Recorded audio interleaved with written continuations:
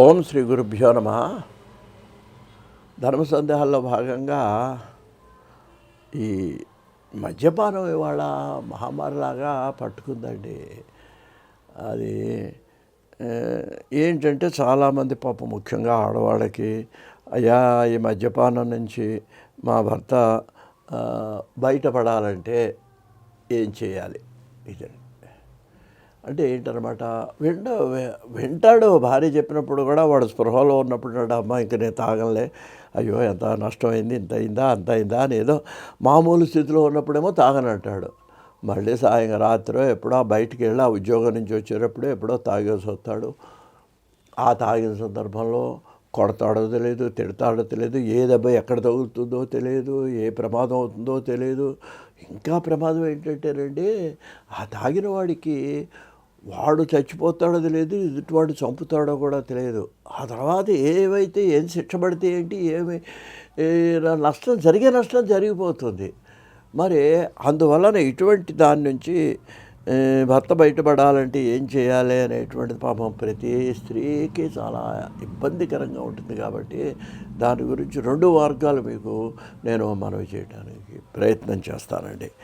అయ్యా మరి ఒకటి ఏంటంటే, శ్రీ మహావిష్ణువు రోజు పొద్దున్నే ఆడవాళ్ళు ఎలాగో మగవాళ్ళ కంటే ముందే స్నానం చేస్తారు. కాబట్టి ఆ స్నానం చేసినప్పుడు 1-2 నిమిషాలు మీరు ఏం చేస్తారంటే, ఆ భగవంతుడిని మీ మనసులో ఇది ప్రార్థించుకొని, ఓ భగవంతుడా, నా భర్తను ఈ మద్యపానం నుంచి నువ్వు విముక్తి చేయాల్సిందే అని మనసులో అనుకొని ఈ మంత్రాన్ని ఒకసారి దీన్ని స్మరించండి.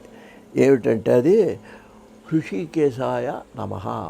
ఓం హృషికేశాయ నమః. హృషికేశుడు అంటే విష్ణు పేర్లలో అదొకటండి. అయితే సంస్కృతంలో హృషికము అనేదానికి ఇంద్రియములు అని అర్థం. అంటే ఇంద్రియాలని నిగ్రహించే శక్తి నా భర్తకి ఇవ్వాల్సిందే అని ఇవిడు కోరుతుందన్నమాట. అందుకని ఈ హృషికేశాయ నమః అనేదాన్ని రోజు ఒక 6 సార్లన్నా కనీసం చదువుకొని, 10 సార్లన్నా చదువుకొని, మిగిలిన మీ కార్యక్రమాలు ఏదో దేవుడికో పువ్వు పెట్టుకోనో అగరో తిరిగించుకోనో మీ పూజ మీరు పూర్తి చేసుకోండి. ఇదొకటి. ఇక 2వ పద్ధతి ఏంటంటే, ఆయనకు పాలో కాఫీయో ఏదో ఇచ్చేటప్పుడు మీరు ఏం చేస్తారంటే, సాయంత్రం అప్పుడు కానీ పొద్దునప్పుడు కానీ మీకు వీలైనప్పుడు కరక్కాయ పొడిని నీళ్ళల్లో కలిపి ఇచ్చినట్లయితే, ఇది ఆయుర్వేదంలో పెద్దవాళ్ళు చెప్పిన రెమెడీ అండి ఇది. కరక్కాయ పొడిని నీళ్ళల్లో కలిపి, లేదా పాలల్లోనే కరక్కాయ పొడి కూడా. వాళ్ళకి మళ్ళీ అనుమానం వస్తే ఏంటి ఈ పొడి ఏంటి, ఈ నీళ్ళు ఏంటి అడుగుతారు అనుకుంటే, మీరు ఇచ్చేటువంటి పాలో కాఫీయో వాటిల్లోనే ఈ కరక్కాయ పొడి కూడా కలిపేసి వాళ్ళకి ఇచ్చినట్లయితే, దానివల్ల కూడా క్రమంగా దాని యందు విముఖత చూపెట్టి దాని నుంచి బయటపడేటువంటి అవకాశం ఉంటుందని పెద్దలు చెప్తున్నారు. అందువల్ల మీరేంటంటే దీనికి ఈ 2 మార్గాల్లో, ఒకటేమో ఈ మంత్రం చదువుకోవటం, రెండోదేమో ఈ పొడిని వాళ్ళకి ఏదో రూపంలో ద్రవపదార్థంలో కలిపి ఇచ్చినట్లయితే మీరు కొంత ఆ వ్యసనం నుంచి, ఇంకా ఇవాళ ఆధునిక కాలంలో ఏవో వచ్చినాయి మందులు పొళ్ళు వచ్చినాయి అనుకోండి, అవి కూడా వాడుకోవచ్చు. కాబట్టి సంసారం బాగుపడే పరిస్థితిగా మీరు ప్రయత్నం చేయాలి. అన్నిటికంటే ఇంకోటి ఏంటంటే చాలా ముఖ్యమైనదండి, అన్యోన్యతలో వాళ్ళు తిట్టారని మీరు తిట్టి, లేకపోతే చుట్టుపక్కలంతా అల్లరి చేయటం వలన ఉపయోగం ఉండదండి. అది ఇంకా తాడు తెగిపోతుంది. అలా కాకుండా మంచిగా కూర్చున్నప్పుడు వాళ్ళకు చెప్పి చూసి, ఇలా సంసారం అవుతుందని చెప్పంగా అనగనగరాగా మత్స్యయిల్లుచునుడు అని చెప్పి అలా వాళ్ళకి చెప్పంగా కూడా కొన్ని మందిలో మార్పు వచ్చిన కుటుంబాలు కూడా ఉన్నాయండి. అంటే ఏంటి, వాడు చెడుగా ఉన్నా మనం మంచిగా ఉండి వాళ్ళని మార్చడానికి విశ్వప్రయత్నం చేసి, ఇక్కడ ఏమవుతుందనంటే వాడు చెడుగా ఉన్నాడండి, మనం అంతకంటే అరిచేసి వాడిని అల్లరి పెట్టేస్తే వాడు ఇంకా తాగేస్తాడు. ఇంకా అప్పుడు ఏముండదు, విచ్ఛిన్నం అయిపోతుంది ఆ సంసారం.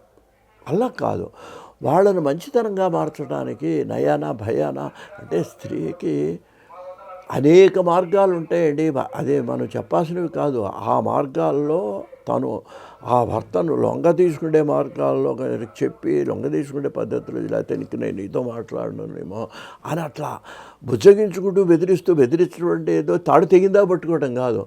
అలా చేస్తే అప్పుడు కూడా భర్త క్రమంగా దీని నుంచి, ఈ మద్యపానం నుంచి విముక్తి అవకాశం ఉంది. కాబట్టి ఇది ఏదైనా సరేనండి, సంసారం ఆడదాని చేతిలోనే ఉంటుంది. మన సంప్రదాయం చెప్పిందంతా అదేనండి. సంప్రదాయం ఏంటి, యథార్థం అదే. అందువల్ల స్త్రీ కనుక పూనుకుంటే భర్త మంచి స్థితిలోకి వస్తాడు అని చెప్పి అన్ని దురలవాట్ల నుంచి విముక్తి అవుతాడని మనవి చేస్తూ స్వస్తి.